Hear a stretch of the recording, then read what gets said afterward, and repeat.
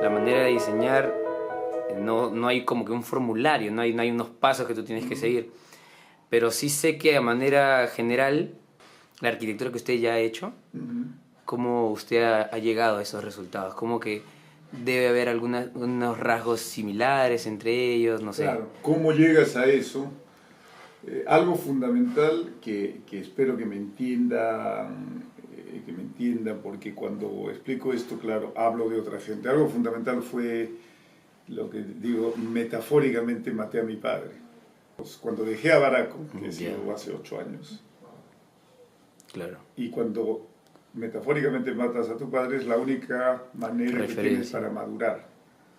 Si tú no matas a tu padre metafóricamente, si no te separas de tu padre, no puedes madurar, no puedes ser maduro, porque siempre estás buscando la aprobación de esa persona. Pasó y eso ha sido fundamental para mí, ¿no? Entonces, eso ha hecho como que de repente te das cuenta que lo ideal es ser tú mismo.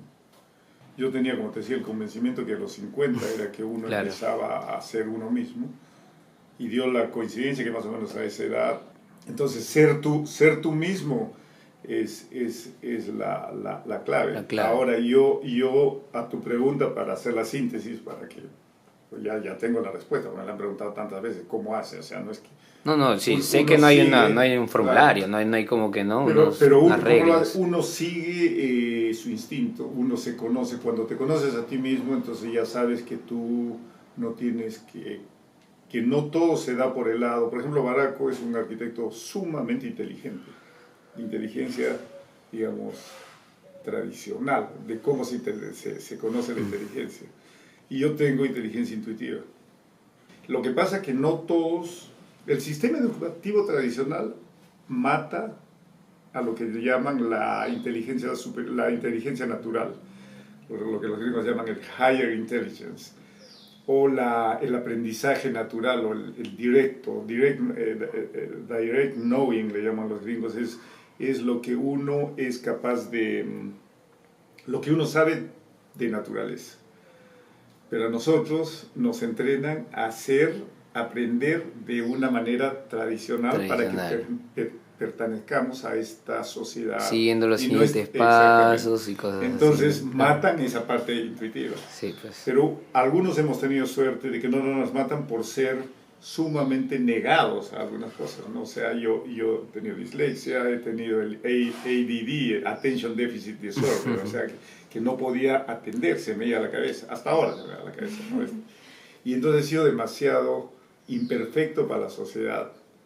Y entonces he pasado el burro, ¿no? El tipo, el mal alumno, no, ojalá que, no, o sea, claro. La primaria ha sido así, pero en secundaria un poquito menos. En la católica estudiando ingeniería, pucha, yo pensaba, pues, ¿qué voy a hacer? Si hago tanto esfuerzo y no paso, ¿qué hago? Hasta que llegué a arquitectura en la Richie y era como el pez en el agua, una cosa que... Por ejemplo, para seguir con la respuesta a tu pregunta es... y además es la respuesta a cualquier pregunta difícil que un profesor no pueda contestar. Es mucho mejor contestarlo de esa manera abstracta o idealista, en que manda la imaginación a cada uno, porque lo que tú pensaste respecto a ver lo invisible, claro, es mágico, ¿no? Entonces, eso es el espacio, ¿no? Tú trabajas lo invisible. Claro, exactamente. Es así. ¿No? Claro, entonces, claro, ahí hablamos de esculpir el espacio.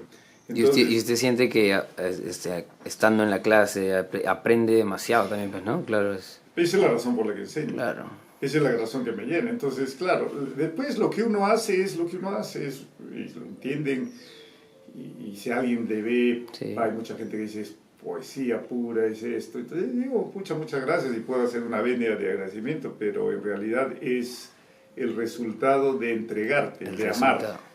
Es el resultado de amar, porque claro, nosotros hablamos de amor y todo eso, ¿no? Yo hablo de amor y del entorno, y después me dicen que todas las cosas, como lo escriben los chicos, ¿no? Es hacerle el amor al entorno. Sí. Entonces, comienza con el tema, y ya transgiversaron la cuestión, que sí es lo que yo digo, pero es muy distinto amar al entorno.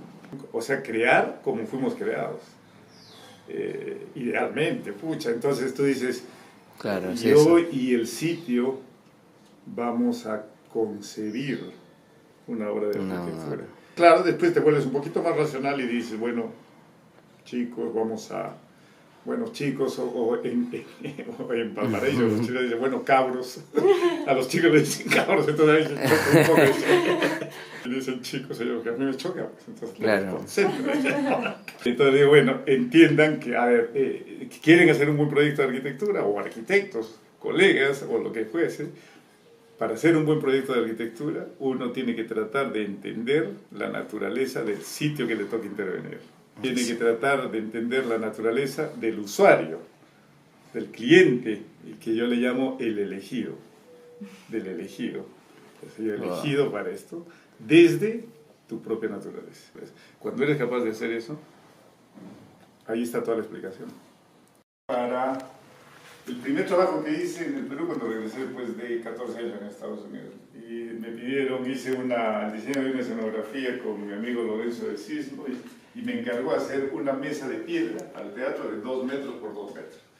Entonces la hice. Yo no sabía que en el teatro podías hacer de un material que no pese, podías falsear. Yo nunca he falseado, por ejemplo, en las escenografías. Era de piedra, al lado de piedra, y para meterla tuvieron que hacer 12 pedazos, ¿ves? Con esta... Con esto, como un rompecabezas, con los amarres incas. De tal forma que, y yo no sé, ahora me pregunta, por ejemplo, ¿cuál es la lógica? No sé cuál es la lógica, pero sé que uno se puede parar Wow. y no se desarma, está como flotando. ¿Cómo se hizo con esos amarres incas? Ahora me dices, hazme los planos. Sí, hemos hecho planos seguramente, pero la lógica fue ese momento. No tiene explicación racional ni nada de eso, ¿no? En época compré estas sillas que siempre quería tener, las sillas del arquitecto, ¿no? Yo pensé que eran de Le Corbusier. Recién el año pasado, no, hace 2 años que me tocó enseñar diseño de arquitectura interior en Hawái, donde enseño de vez en cuando. Y me enteré que el que ha diseñado este es Marcel Breuer. Wow. En 1925. Y se llama la silla Kandinsky, porque la diseñó para el pintor. Y era pues carísimo y todo. 1925, ese diseño, ¿no? Esta es la mesa de proyectos que no se han realizado. Un proyecto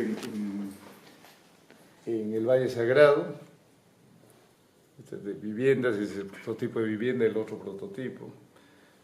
Y pues algunas cosas más o menos sueltas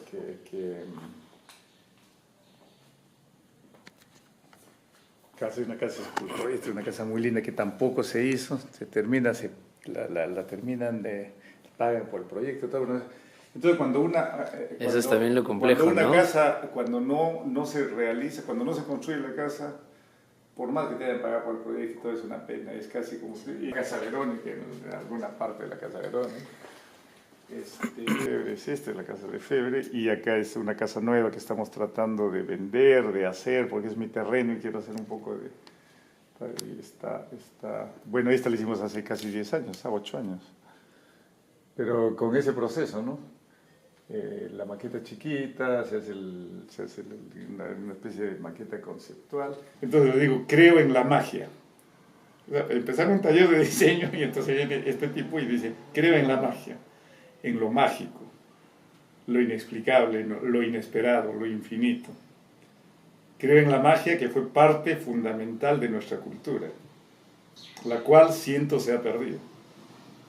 El qué hacer para recuperar esa magia es el tema principal del taller y de la vida. Una vida sin magia no es vida, es solo una rutina, mediocridad. La magia interrumpe ese estado que tiende a ser constante, el estado de mediocridad.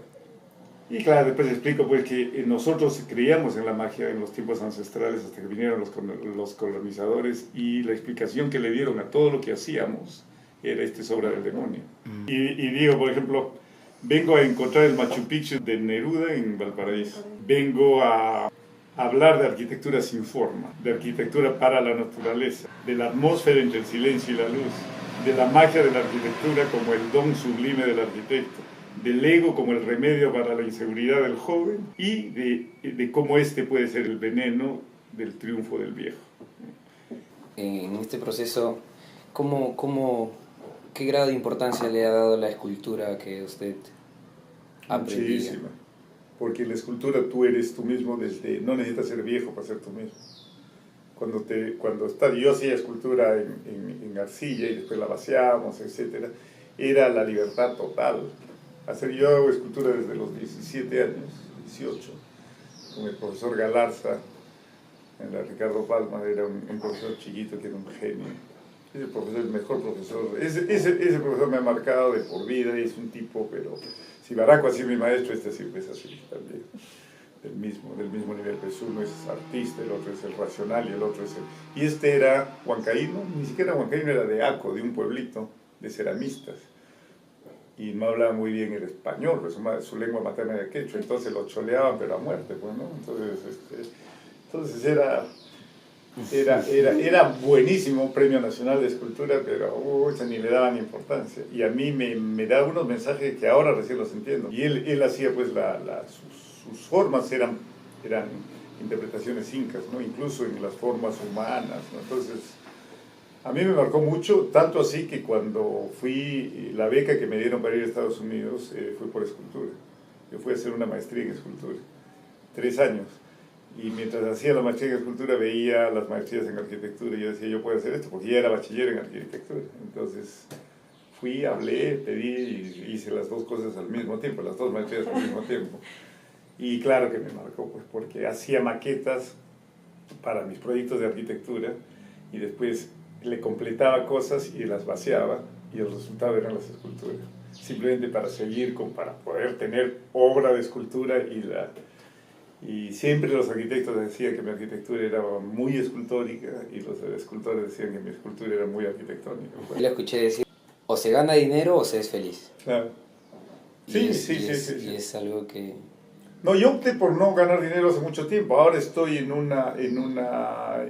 porque tuve un padre que me dio todo lo que necesitaba, un tipo que creía mucho en la plata.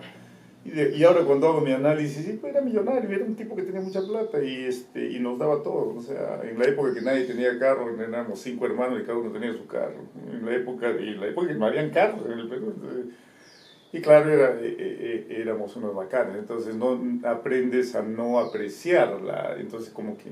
Pero yo apreciaba muchísimo la espiritualidad de mi madre, o sea, me llegaba la parte económica, o sea, yo tengo una alergia con la plata, o sea, el rato que se habla de plata ya no quiero saber del proyecto, y estoy en una terapia como para que eso no está, porque la plata no está mal.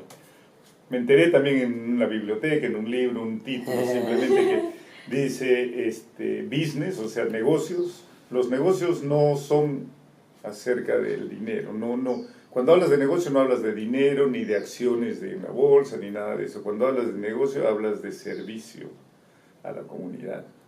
Que es una de las cosas que yo creo que siempre o sea, siempre eres tú mismo, no debes dejar de ser tú mismo. Alguna gente dice, soy profesor y lo que hago en mi oficina o las obras que hago no tienen nada que ver con el diseño. Yo tendría que hacer mucho esfuerzo para no influenciarme a mí mismo con lo que hago, ¿no? Eres el mismo.